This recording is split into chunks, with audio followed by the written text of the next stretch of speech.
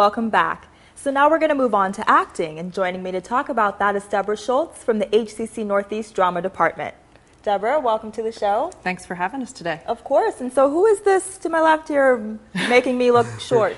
I have a student that joined us in the drama program last year this time, spring 2011, Daniel Awetia.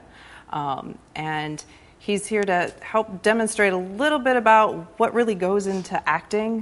When people think about theater and drama in particular, they think actors and acting. So it's the most associated form of the art, but it's probably one of the least understood. A lot of folks think that actors are becoming these grand characters, when in essence, all they're doing is working with themselves and taking on different characteristics of the characters they're portraying.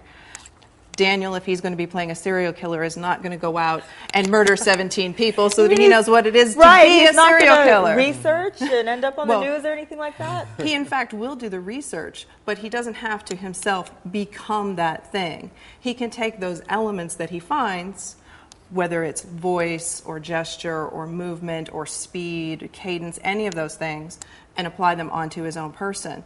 But ultimately, it's the actor's body and the actor's tools that the actor uses to portray the character. I think that's really interesting because I know, like in TV, sometimes we associate people with their characters, and that's all we can think of. And you know, some actors kind of get trapped in that mold, and they can't escape it. Is it kind of similar to something like that? Absolutely. Oh, you are this thing that I see every day when I turn the TV on, and it's absolutely not. With we all do acting every day, social acting. We're acting right now, right here. Right.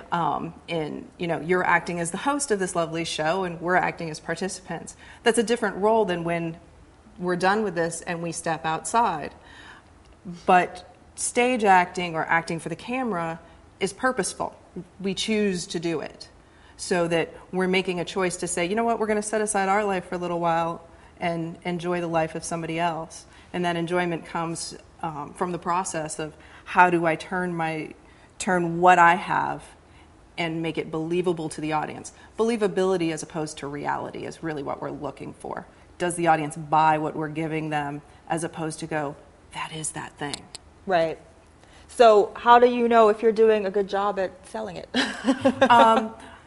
My goal for all of my actors that I work with, and even the actors that I go out and see in theater around town, and what I try and get my students to understand, when you see a successful actor, you don't know they're acting. So the less acting you see, the more successful the actor actually is. I think that's a really great way to put it. It's not like, oh, well, she didn't do that right. Like, you can totally tell it's something that you're kind of engulfed in, and you're right along with them. When you see the problems, you know there's a problem. Right. When you see the actors emoting and doing all these wild and crazy things, then you see... It comes off fake. It's like very fake, right. And like I said before, we want the believability of it. We don't necessarily need reality. Great. Well, what is Daniel showing us? Well, since Daniel himself is very mild-mannered... He's like, so you think? And actually, Daniel's now... I met Daniel in the acting class, the Drama 1351 class, last spring, and did a production with us, and played a character who was very unlike himself, T-Bone, of John Klein's T-Bone and Weasel. We thought we'd bring that first to kind of show, one of the process that he had to go through as somebody who doesn't like conflict, to present a character who's all about conflict. Okay, so that's what we'll see right now then.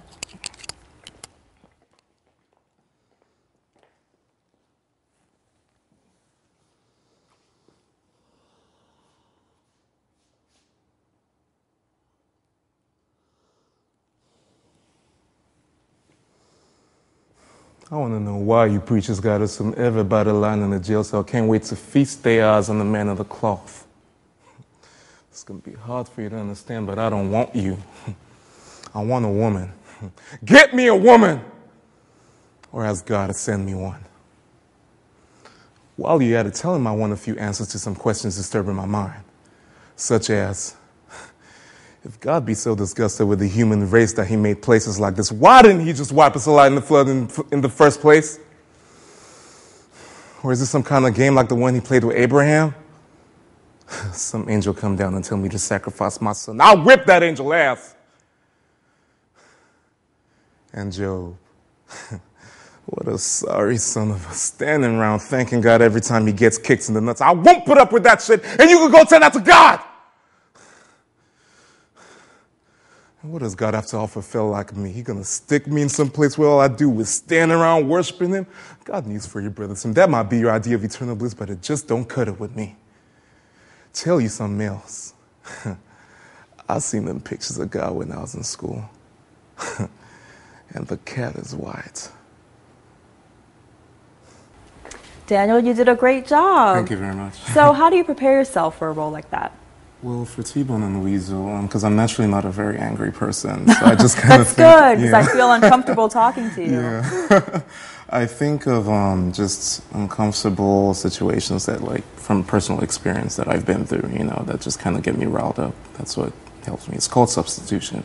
Substitution? Yeah, substitution. When you're... Substitute, like, the emotions that you have, you know, that could mimic the physical appearance of the person at the moment or at the given moments in time kind of deal.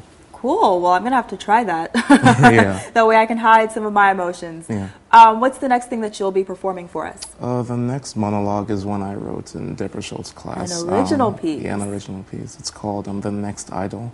The Next Idol. Yeah. I have a feeling this is going to be very interesting. Yeah. All right, take it away. Thank you. Oh my gosh, I am such a huge fan. I mean, you have no idea how long I waited for this day.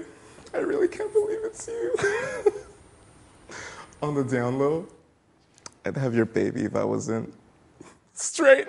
I'm just playing. I'm gonna sing in a second. Just let me finish what I have to say, gosh. It's gonna be really good. Okay. You see, I came all the way down from North Carolina where I used to be a plus-size stripper. What, you got something against strippers or something? Oh, my name? George, but you can call me Georgina. Ooh, eyes on TV. Hey, world. Oh, not bad. Not bad. This is not the Bad Girls Club. This is not the Bad Girls Club. Okay. I'm going to sing right now. Mary Had a Little Lamb. What? Whatever.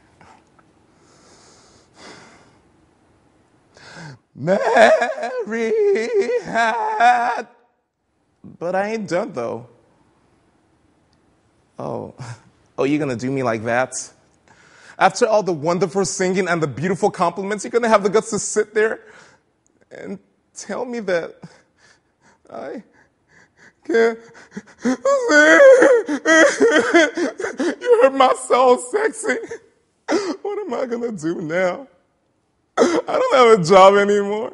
They have a replacement over at Johnny's Thick and Juicy. So what am I going to... Get out. What do you mean? Oh, is that so? Well, you're going to miss out on all this. So, dare I ask, what was your inspiration for that? After the strenuous practicing and, you know, constantly getting into a very angry character with T-Bone, you know, the monologue I just performed. Right. I just needed something to be way left field. Light, just kind of fun. Just light, fun, you know, just kind of out there. So you're going to do one last monologue for us. What's this one? It's a classic. It's a classic by Hamlet.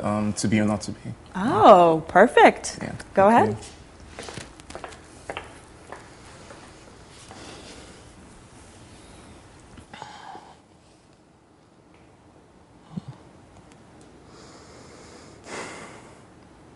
To be or not to be, that is the question. Whether it is noble in the mind to suffer the slings and arrows of outrageous fortune, or to take arms against a sea of troubles and by opposing end them.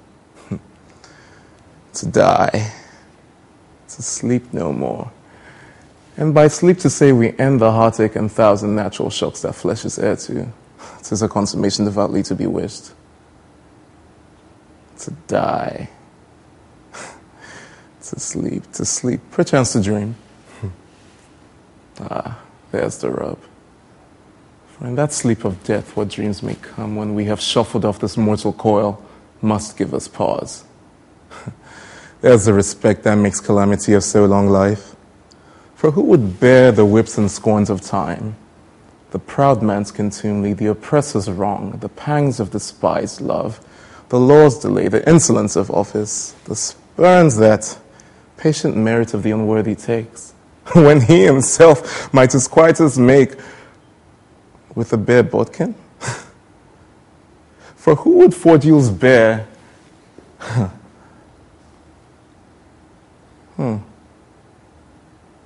To grunt and sweat under a weary life, but that the dread of something after death, the undiscovered country, from whose bourne no traveler returns, puzzles the will and make us bear those ills we have, then fly to others we know not of?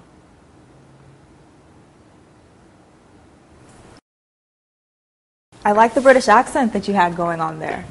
Yeah, thank you. But I mean, how could you do Hamlet and not have a British accent, right? So, yeah. And then you asked the classic question, to be or not to be. Mm-hmm. So I think that's something I'm going to ask our audience right now. To be or not to be, have you been watching Is It Art yet? I hope so.